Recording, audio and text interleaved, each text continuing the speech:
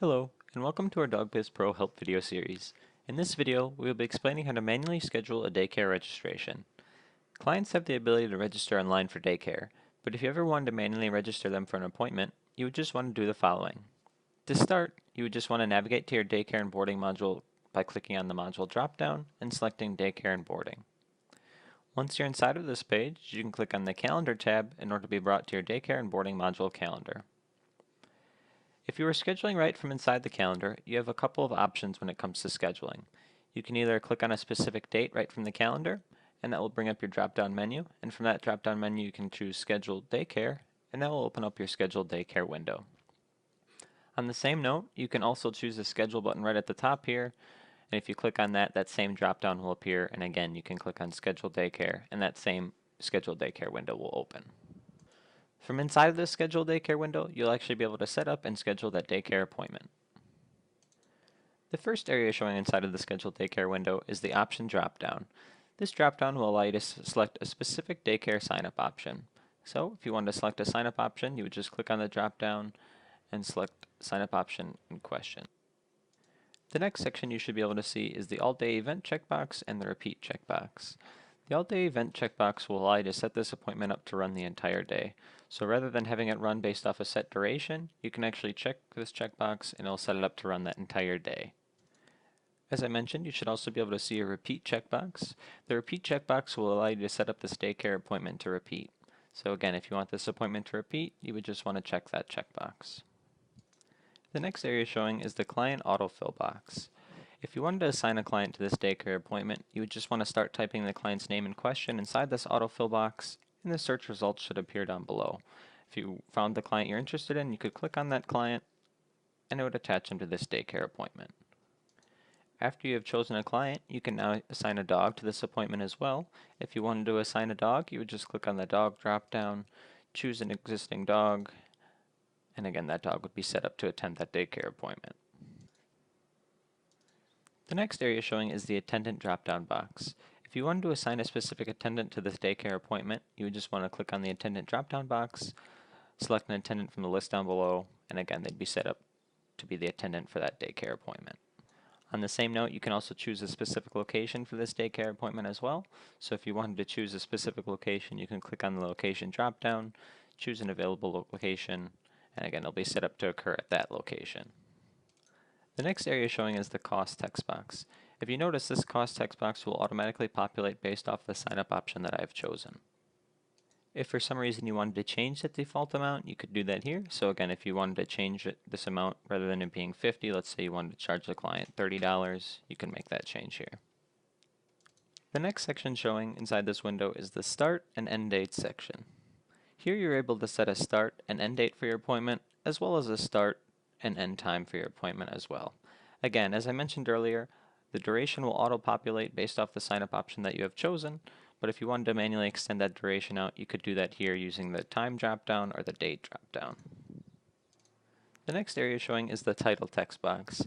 Again, this title will populate based off the sign-up option that you have chosen, but if you ever wanted to change the name of your appointment, you could change that here.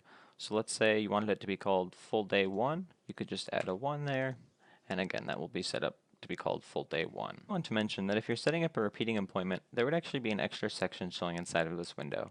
So if I was to check this repeat checkbox, you'll notice a new recurring details section shows inside of this window. Inside of this recurring details section, you're able to set up the repeat options from the repeat dropdown. So if you wanted this appointment to repeat each day, each week, each month, you could control that here. So again, let's say we wanted this to repeat every week. So if I clicked weekly, you'll notice it's repeat every 1 week by default. If I wanted to change that to every 2 weeks, I could do that. So again, that would make this daycare appointment set up to repeat once every 2 weeks. Inside of this section, you're also able to set the start date and start time for the appointment as well. And you're also able to set the duration as well. Lastly, inside this section, you're able to set up how long you want this appointment to repeat for. The repeat indefinitely choice will repeat this appointment until it is manually ended by you. The repeat until choice will allow you to repeat this until a specific date. So if you wanted this to repeat until, let's say, June 28th, you could do that here. The last option is just the repeat X number of times option. This will allow you to have that appointment occur a specific number of times rather than ending on a set date. The last section showing inside of this page would allow you to apply a credit, use a prepayment, or even automatically create an invoice for this registration. If a client had a valid credit on their account, you could check the Use Credit checkbox in order to actually apply a credit towards this registration. If they did not have a valid credit on their account, this Use Credit checkbox would not even be showing. So again, if you wanted to apply a credit from a package, you would just check that Use Credit. If the client had a prepayment on their account, there would also be a Use Credit/prepayment checkbox showing. So if you notice, it says I have a $50 prepayment on this account. If I wanted to actually apply that prepayment towards this registration, I could click that Use Credit/prepayment checkbox. Next, you should be able to see a checkbox titled Automatically Create Invoice for this registration. You would just want to check this checkbox if you wanted an invoice to be automatically created for this registration. If you did not check this checkbox, then the client's account would still be charged, but the charged transaction would not yet be attached to an invoice. So again, if you wanted to manually create your invoice at a later time, you do not have to check this checkbox, but if you wanted to automatically create it at the time of registration, you could just check that checkbox in order to automatically create that invoice. If you were automatically creating that invoice, you actually have an option to automatically email the invoice for this registration as well, so that's the next checkbox showing. So again, if I'm automatically creating this invoice, I can choose to automatically email this invoice out to the client as well. The client would still be able to log in and make payment on the client registration portal for that invoice, but if for some reason you wanted to actually email them a copy, you could use this checkbox here. The last two boxes inside of this window are for applying a discount and a payment to this registration. If you wanted to apply a discount, you could use this drop-down in order to actually apply a discount.